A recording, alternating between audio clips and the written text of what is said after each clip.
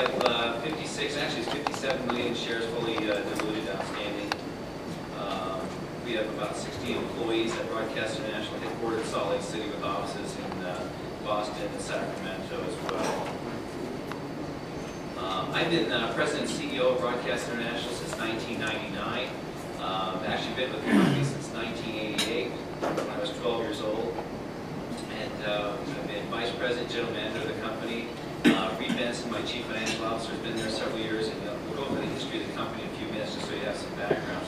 I'm in the process of updating the slide. Last week we hired a new General Manager of Broadcast International in our Codexis division. His name is Mr. Ron Bell. There was a press release that went out on him last week, and Ron is a great add to the management team of Broadcast International. He's the ex-CTO of Unisys Corporation, CTO for Unisys for 15 years. He was also President and CEO of the Equator Chip Company, most recently with Master. So he's got a terrific background in technology. You'll see that the traditional management at Broadcast International has been in the service and integration industry, and now we have a true seasoned executive who's now in the software development product deployment of technologies. To give you highlights on Broadcast International, what we have is new video compression technology that's quite unique. We most recently signed a licensing agreement with IBM, whereby we're their exclusive provider of video compression technology to IBM. You'll see this is a very large and growing addressable marketplace with a very highly scalable business model because it's mainly just selling software and licensing. Intellectual properties are very well protected, and we've got a great deep knowledge of this compression industry. Looking at Broadcast International today, on the right-hand side of this slide, what you see is our legacy business. This is what we've been doing for the last 24 years at Broadcast International, providing private satellite networks, web hosting services to companies like Staples Corporation, Caterpillar Corporation, Morgan Stanley. Some of you I've heard had worked with Morgan Stanley here in the past. If you know about their Morgan Stanley satellite network for delivering their call channel, I guess they call it Hoot and Holler, and a few other things. We provide those types of services, web hosting and webcasting of sporting events, special event videos and things like that is what we've been doing for the last 24 years. And it's been providing these services at Broadcast International for the last 24 years that has got us involved with this new video compression technology that we've now trademarked as Codexis.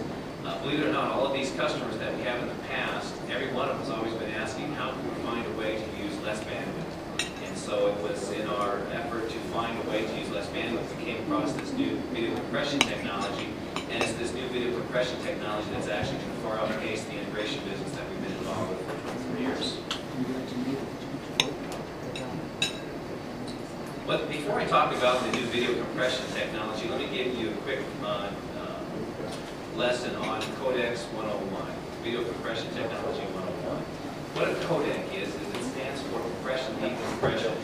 It's a mathematical algorithm that turns audio and video content into ones and zeros so that you can transport it over digital media such as the internet, satellite, and other technologies. Some of the standards that are out there today are MPEG-2, H.264, MPEG-4.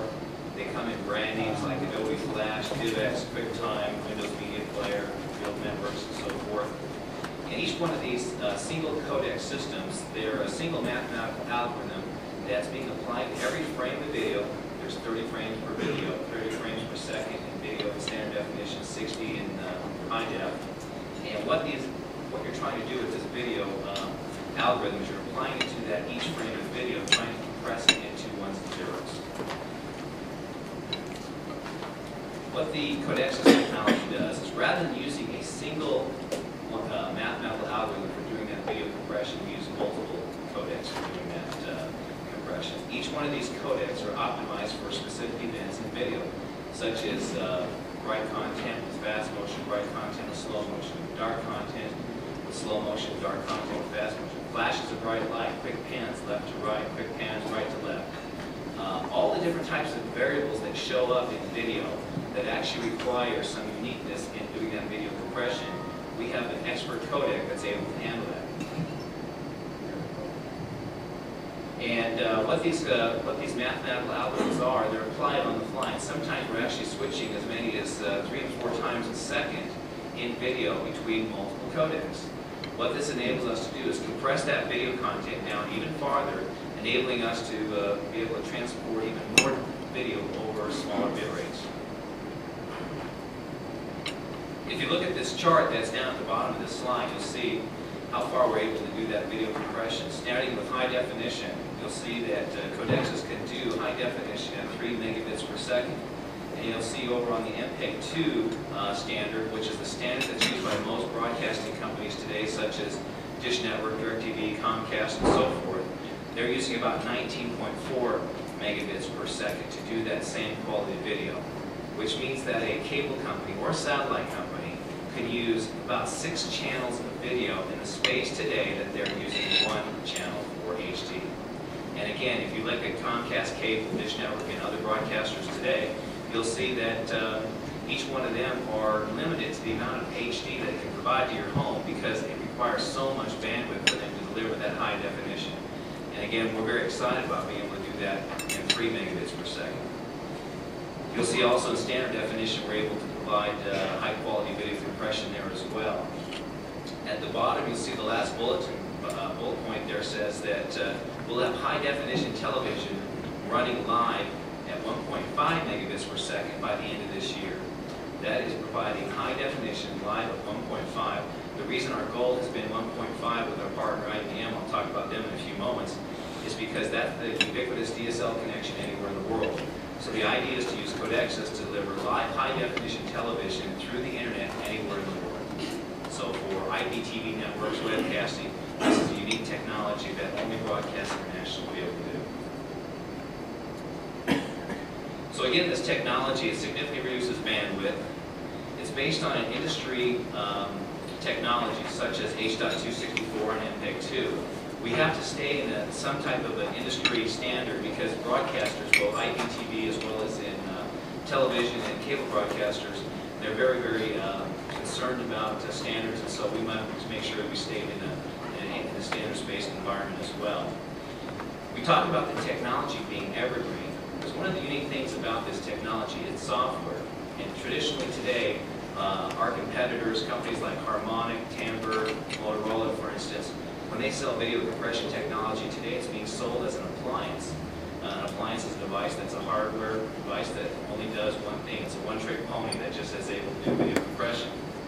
This is software that's running on a very expensive supercomputer, but it's software, which means that there are updates and there's abilities to create new opportunities with that technology. So as a broadcaster, when you buy this technology, you're not buying technology that's going to be out of date in 6 months. This tends to eliminate that hardware obsolescence factor. We have an agreement with IBM.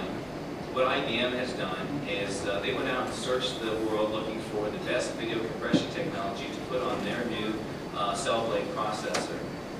Some of you might have heard about the cell blade processor. It's the new chip that's in all the Sony PlayStation 3s.